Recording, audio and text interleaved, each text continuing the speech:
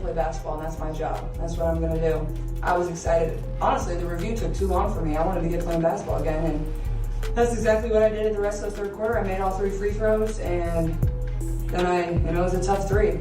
I was excited about a 3, and honestly, I got to give our crowd a lot of credit too. I thought they were tremendous. They're cheering for us. They had our back, and I'm a passionate player, but at the end of the day, I'm here to play basketball. And that's what it is. And my game's gonna talk, and that's all that really matters. And I love this game, and I'm gonna give it everything I have. So I think that's what competitors do. You just step right back up to the challenge. The WNBA has just witnessed a storm like never before, and it all started with one player's brave decision to speak out. Sophie Cunningham just dropped a bombshell, revealing what really went down after she defended Caitlin Clark, and it's far more explosive than we ever expected. As we saw last night, Sophie Cunningham sent a clear message to J.C. Sheldon last night, of course, with the foul at the very end of the game. By the way, all of a sudden the refs were all about ejecting people out of games at that point. Much too late. It was a total officiating failure again. God, if it's not a physical incident, it's an officiating failure we're talking about. And frankly, that's nearly every. In what can only be described as a game-changing moment, Sophie Cunningham, a key player for the Phoenix Mercury, was hit with a substantial fine. The cause? A public defense of Caitlin Clark, the explosive star player whose talent had already begun to turn heads across the basketball world. This wasn't just about a simple player-to-player rivalry or a heated moment during a match. This was about the heart of a much bigger issue: fairness. Clark, while playing under intense scrutiny, found herself on the receiving end of what seemed to be a series of unfair fouls during a pivotal game. Cunningham, never one to back down from a challenge, took to social media, stating what everyone else was thinking. 1,000,000%. 1,000,000% did what was deserved to J.C. Sheldon. And the commentators are on the money. They're on the money. Someone's commented this. I feel like Sophie Cunningham was the only one who would have done something back if she was on the floor. Sophie Cunningham got her. Sophie Cunningham got her. And I mean this when I say this. This would have been a flagrant 2, except for the fact that they allowed Marina Mabrey did what she did. This possibly should be a flagrant 2. She got her around the neck. And then J.C. Sheldon gets up. And then Sophie immediately goes at J.C. Sheldon. Grabs her. I'm okay with this being a flagrant 2, by the way. I'm actually okay with that. I'm okay with that. But, not when Marina Mabrey got away with it. Not when Marina Mabrey got away with it. It was time to defend her friend, her teammate, and her fellow athlete. She made a powerful statement, calling out the league for allowing Clark to be targeted. But the league's response was swift and brutal. Just days later, Cunningham found herself staring down the barrel of a fine, a punishment for speaking out in defense of another player. It was a stark reminder of the power imbalance that exists in the world of professional sports. Instead of applauding Cunningham's stand for justice, the WNBA chose to silence her. The message was loud and clear: if you speak out, there will be consequences. This wasn't just a fine, it was a statement against free speech, against standing up for what's right. Then something even more shocking happened. The root of this controversy was much deeper than one defensive tweet.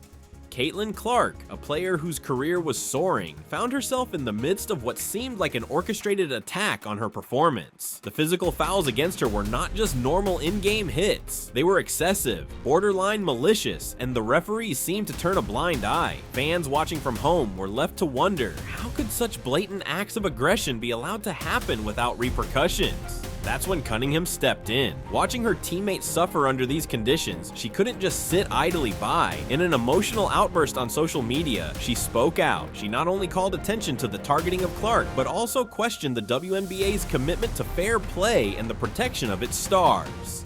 Sophie's tweet was a bold one. When will enough be enough? Out to Sophie, the trophy, half of the Blonde Bombers, Cunningham. Sophie Cunningham held it down. Sophie, let me know. I will Uber Eats, DoorDash you, whatever you want to eat tonight. You want some Popeyes? You want me to send you a Chipotle bowl? You want to go high end? You want some towel? Whatever you want, I will walk to Indiana. I will walk barefoot to Indiana to deliver. Caitlin Clark deserves to play without fear of injury. It wasn't just a defense of Clark. It was a defense of every player who has ever faced unfair treatment on the court. And here's where things spiral out of control. The response to Cunningham's tweet was immediate. What followed was a massive outpouring of support from fans who rallied behind her words. Foul heard round the world from an angle. Look, Caitlyn gets her eye rigged. That's basketball. That is not basketball. Okay, there was a foul there that was just basketball. And look, I don't want to hear anything about race. That's a white chick. She's just speaking the truth, one fan commented. All right, enough is enough. You know, at some point, the line gets crossed too often where something needs to be done and things need to be corrected. And that is certainly the case with the way things around Caitlin Clark are officiated. This is a constant problem now. You know, it is something that since the beginning, I've kind of backed off on, because physical play is a part of sports. You know, going after a superstar and trying to rough them up a little bit to get in their head is a part of sports.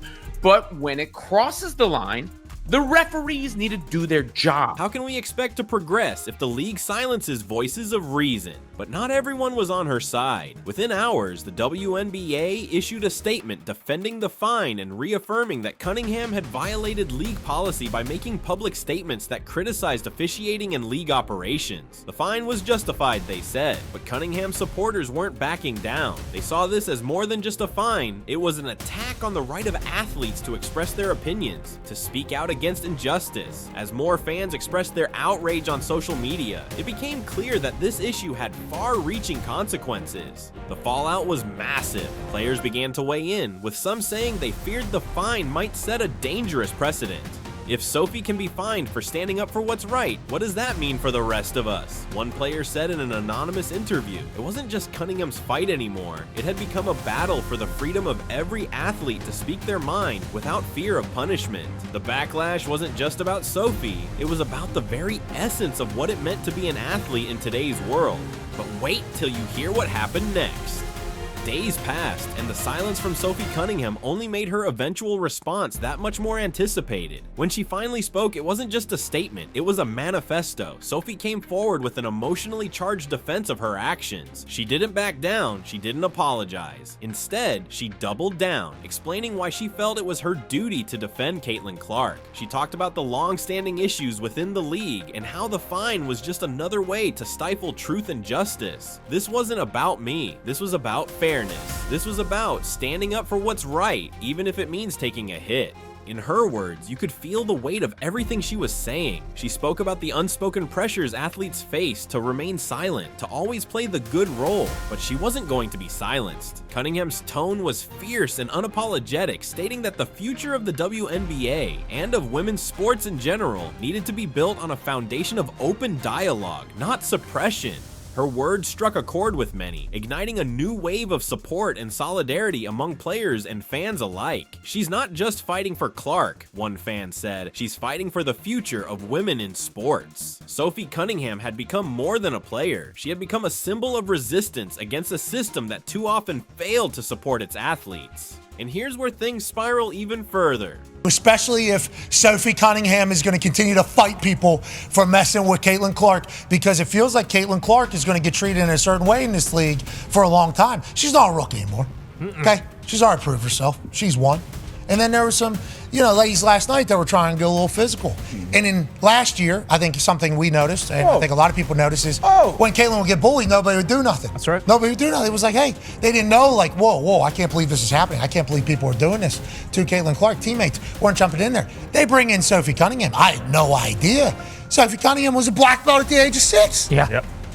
Boom! Wow. JC Sheldon, that's cute. You want to poke her in the eye, then push her? As the debate raged on, both inside and outside of the league, the WNBA found itself in an increasingly precarious position. The fine imposed on Sophie Cunningham was no longer just about one player's public statement. It had become a defining moment in the league's history. Was this an isolated incident, or was it a reflection of a much deeper issue within the WNBA? Players and fans were now questioning whether the league's commitment to progress, diversity, and inclusivity was truly genuine or simply a convenient public image. Cunningham's stance had opened a floodgate of voices, and once the dam had been breached, there was no turning back. The backlash wasn't just limited to social media rants or public statements. It started to feel like the very foundation of the WNBA's credibility was being called into question. Several former and current players, coaches, and analysts began to speak up about the culture of silence that had been cultivated within the league. If we are not allowed to speak out on behalf of fairness, what does that say about the WNBA's values? Asked one former player. As the criticism piled up, it became clear that the WNBA was facing something much more serious than a simple public relations headache. It was facing an existential crisis. Behind the scenes, the WNBA's executives must have known they were walking a fine line. The more they doubled down on their fine, the more they risked alienating the very players that had made the league what it was. How could the WNBA claim to be a champion of women's empowerment if it didn't stand behind its athletes when they called for change? At that moment, the stakes were raised to a level far beyond the monetary fine that had sparked it all. The world was watching, and the WNBA's next move would reveal its true character. The league's response seemed to exacerbate the problem. Rather than addressing the broader issues at hand, the WNBA chose to stick to its guns, insisting that the fine was in accordance with their regulations. But that response didn't resonate with the players, the fans, or even the analysts. The overwhelming sentiment was one of betrayal. Betrayal of the athletes who made the WNBA what it was. As Cunningham supporters grew in numbers, the voices that had once whispered about systemic problems in the league began to shout louder. People started asking whether the WNBA truly understood its role in shaping the future of women's sports, or whether it was simply trying to protect its brand at all costs. As more details emerged, it became clear that Cunningham's actions had created a ripple effect that was reverberating across the entire sports community. Her defiance had ignited a much-needed conversation about the treatment of athletes and the importance of supporting one another in a highly competitive, often isolating industry. Sophie Cunningham hadn't just defended Caitlin Clark, she had sparked a conversation that was long overdue. Her willingness to stand up for what was right, despite the personal cost, had set an example for others to follow. But now, the ball was firmly in the WNBA's court. Would they continue to be seen as a league that silenced its athletes? Or would they rise to the occasion and become the progressive, athlete-first organization they claim to be? As the controversy unfolded, Sophie Cunningham transformed into a symbol of defiance, speaking for every athlete silenced by fear. Her stand became a rallying cry for fairness and transparency. And for the tech that she got, I think it was pretty obvious that stuff was brewing, right? When the officials don't get control of the ball game, when they allow that stuff to happen, and it's been happening all season long. All season long. It's not just this game, it's been happening all season long. This is what happens, right? This is what happens. You've got competitive women who are the best in the world at what they do, right? And when you allow them to play physical and you allow these things to happen, they're going to compete. And they're going to have their teammates' backs. Now, the WNBA's future wasn't just about basketball. It was about whether they would evolve or remain stagnant in the face of change. The clock was ticking, and Sophie Cunningham's message had been heard loud and clear. The world of women's professional sports had its eyes fixed on the WNBA, waiting to see if the league would rise to the occasion or double down on its old ways. The pressure was building, and the league's response would determine its legacy for years to come. Would they meet the challenge of the moment, or would they allow this opportunity for growth to slip through their fingers? The future of the WNBA and of women's sports was now in the hands of those who had the power to make real change. It was time to act. The question was, would they?